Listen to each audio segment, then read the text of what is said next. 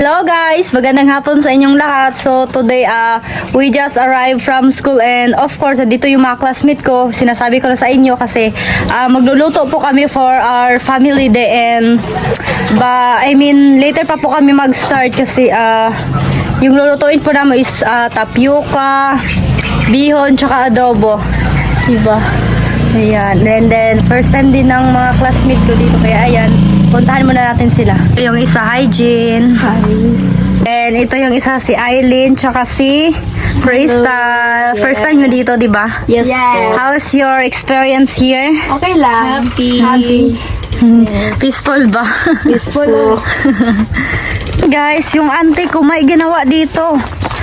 Hala. Kita nyo is ano to ha? Mga coffee. Ano yung pagtrabaho yung Yeah. Ito po yung process ng paglibik ng kape. Ayan. Ayan po yan.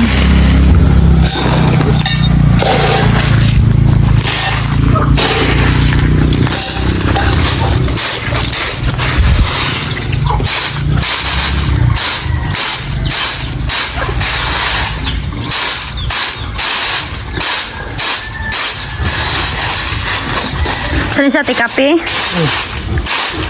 Ito po yung process niya para maging ano siya. Ibaligya pa ni mo ni te? Ibibenta pala to ng auntie ko. Tagpilang kilo te? 220. 220? Hala, 220 pala yung per kilo nito. Ang dami. Mga pilang sa kilo te kaya ni?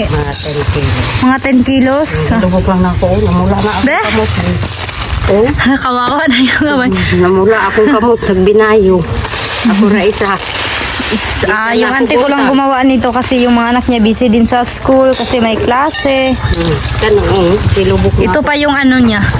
Di pa nalibik. Ayan. Mabaw ka na yung sako. Ayan. Ganun po yung paglibik. In Bisaya, lubok. In Tagalog, libik.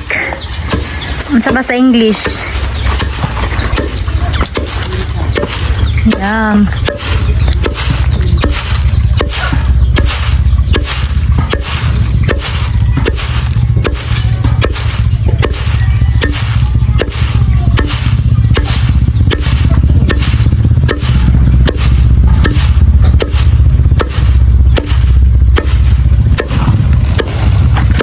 Saan tidak siya, te? Tingnan po yan. Diba?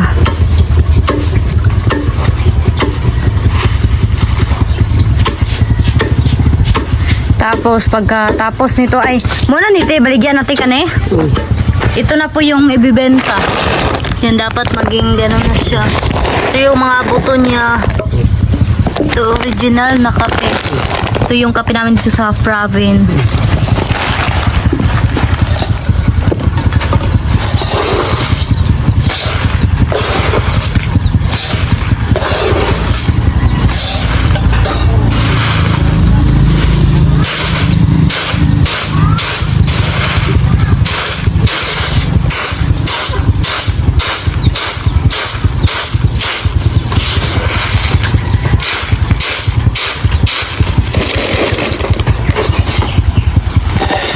Bale, tinatanggal lang ito.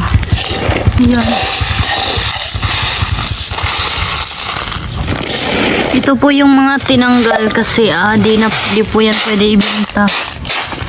Then, yung mga malinis is benta. Ano tayo, di pangalan na nito eh? Nigo. Nigo? Ambot na sa In Bisaya guys, we call this nigo. Hindi ko alam sa Tagalog nito. dahil mo kalalaw. Kalalaw? Oh. Kalalaw.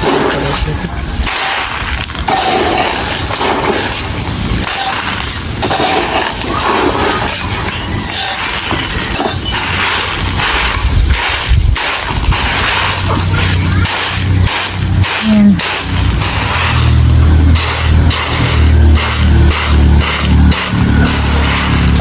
Sobrang sipag talaga ng auntie ko.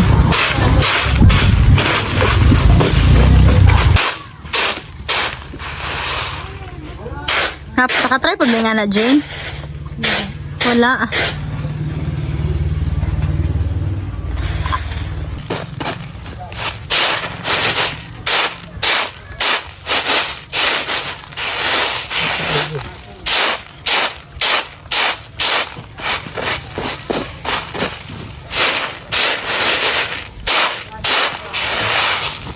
So, ayan guys, kakain na kami. Ito yung kanin namin din.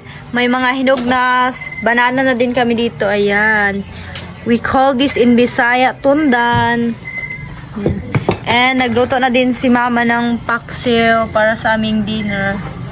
Ayan. Diba? Ang dami naming ulam. Ang dami paksiw lang pala na isda. Ayan, ang sarap na nito. Then, sobrang lakas pa pala ng ulan kanina guys, bago lang na tapos nagtimpla na din si mama ng juice. And then guys, nagpaluto na din kami ng dito, barbecue sa aming kapitbahay. Ayan. Ano yung dala mo, Crystal? Pakita mo sa akin. Nagdala na kami ng 2 pinggan para lagyan ng barbecue and syempre yung sauce niya. Ayan. Hi, te! Matama, Jod. Pwede na limatang dito sa kwante. Okay na. Ang lang. Yan. Ang sus lang ninyo. Dra lang. Dra sa ikuan. Ang saan na siya? Kuha na lang, te. Suka lang. Tanan? Oh. Okay. Ano sa ba? Suka lang ba? Ay, sige. Butang ilag suka. Tapos dali na lang ang kuan. Oh. Ayan. Sobrang sarap nito, guys. And ito yung ketchup. Okay na siguro nito eh.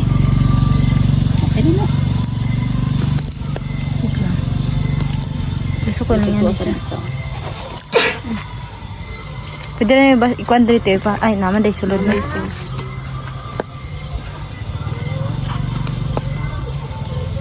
Ayan. Ito lang yung pang-ulam namin guys. Kasi may paksiw naman tayo doon. So, okay na.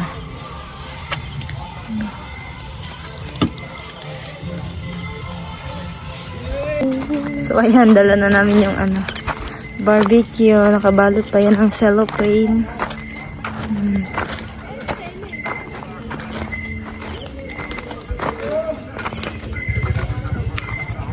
May barbecue naman dun sa kasi namin, kaso medyo malayo din, and then sobrang lakas ng ulan kanina, kaya ayan, wala kaming choice, dito na lang kami bumili. Ma, bali mag-usot fligaw ba? Ayan, di ba? Marami natin yan yung nasa pagkainan namin. Ma, pwede man ma, wait lang ma. Good siya ma, ibas char. So, ayan, ready na yung ating food. Halina kayo dito! Halina mo rin. Dali na mo, nyapunta ninyo. Kakain na tayo mga beshi. Yapon.